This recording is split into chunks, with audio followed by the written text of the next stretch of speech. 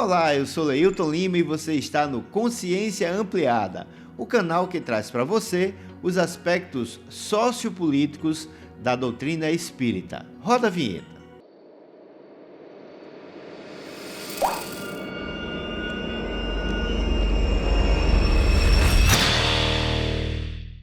Você sabia que Allan Kardec nos deixou um texto falando sobre a evolução do poder, a divisão das classes sociais, as artimanhas da classe dominante para se manter no poder e propôs uma organização política que a sociedade deve almejar? Pois é, no livro Obras Póstumas encontramos um dos textos mais esclarecedores sobre política e sociedade da codificação espírita. Trata-se do conteúdo de As Aristocracias. Nele, Kardec começa explicando que aristocracia vem do grego aristos, o melhor, mais kratos, que significa poder.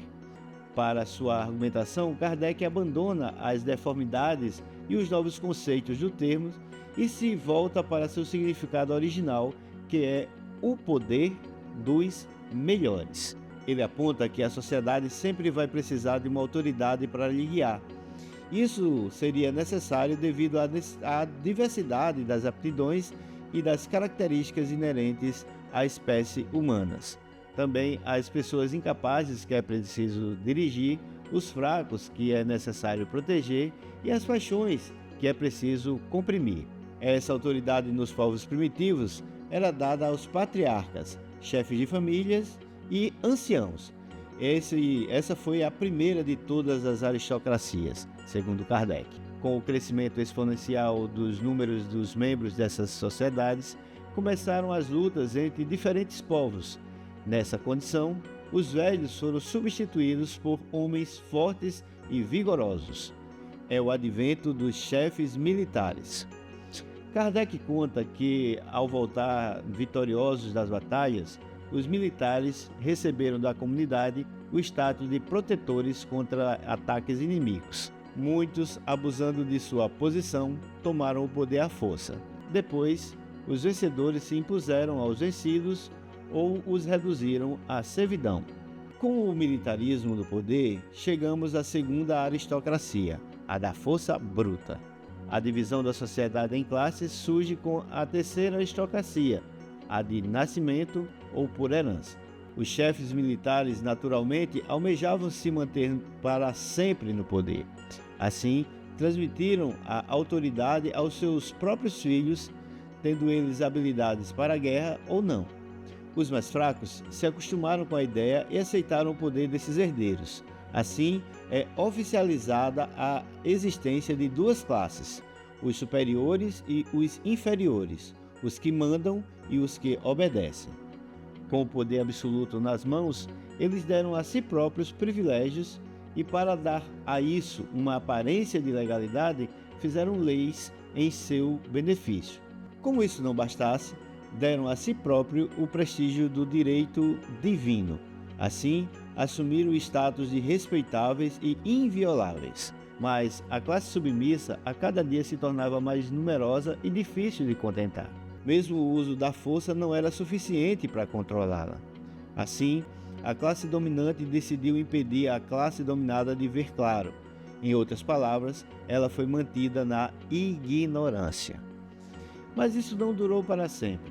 A classe submissa percebeu que o prestígio que era usado contra ela tinha pouca consistência.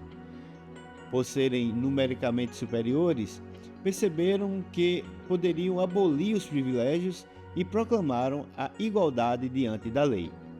A exemplo do que aconteceu na Revolução Francesa, esse princípio marcou o fim do reino da aristocracia hereditária em vários povos. Chega a hora e a vez do dinheiro como fonte de poder.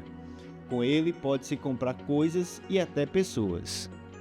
O que antes era dado aos títulos de nobreza, agora se concedia à fortuna, que passou a dominar, assim como os herdeiros o faziam em seu tempo. Mas a evolução vai mudando as coisas. Kardec explica que os povos perceberam que, para se fazer fortuna, era preciso certa dose de inteligência.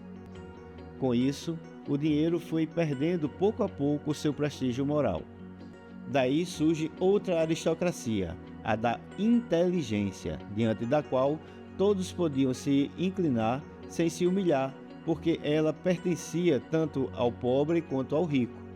Kardec defende que essa ainda não é a última das aristocracias, porque a inteligência nem sempre é garantia de moralidade. Uma pessoa inteligente pode usar essa virtude para o mal. Por outro lado, apenas a moralidade não basta. É preciso unir inteligência e moralidade para se criar um poder legítimo ao qual a massa poderá confiar, porque será gerido com inteligência e justiça.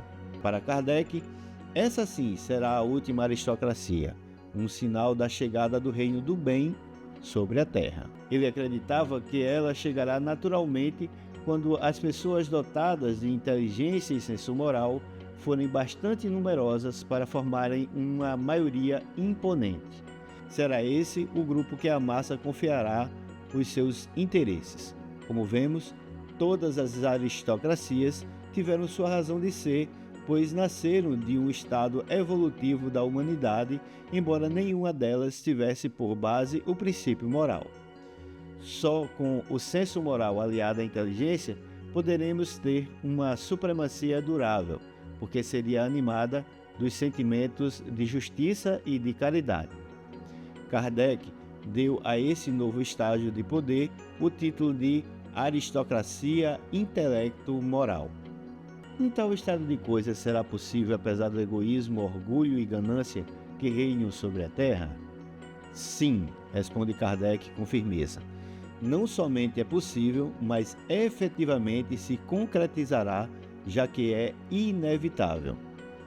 Seja para o bem ou para o mal, hoje ninguém contesta que a inteligência domina e é soberana.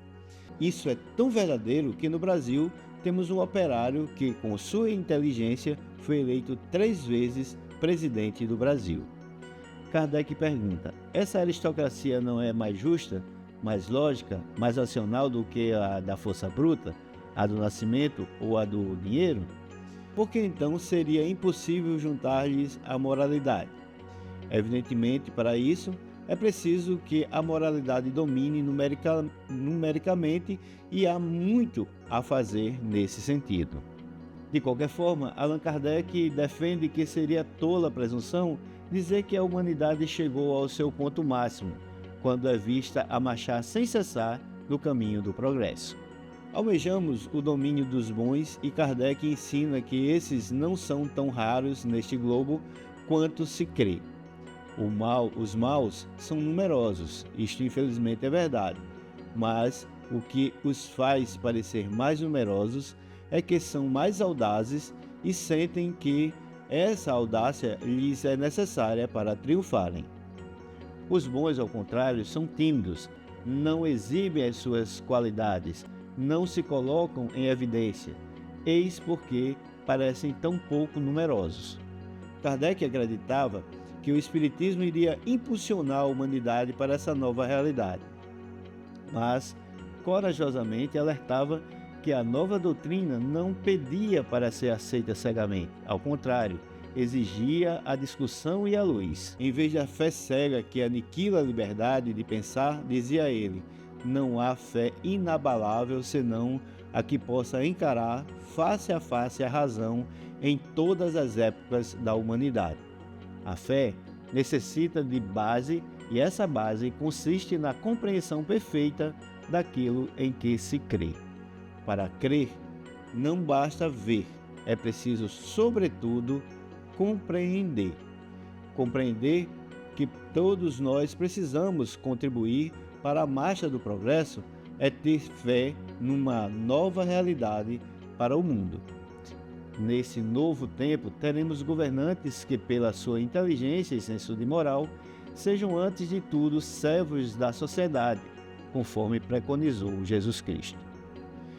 É isso. Se você gostou desse conteúdo, peço que colabore com a gente, se inscrevendo no canal, comentando, curtindo e compartilhando o vídeo. Na próxima quarta, às 18 horas, publicaremos mais um vídeo do canal. Eu espero você!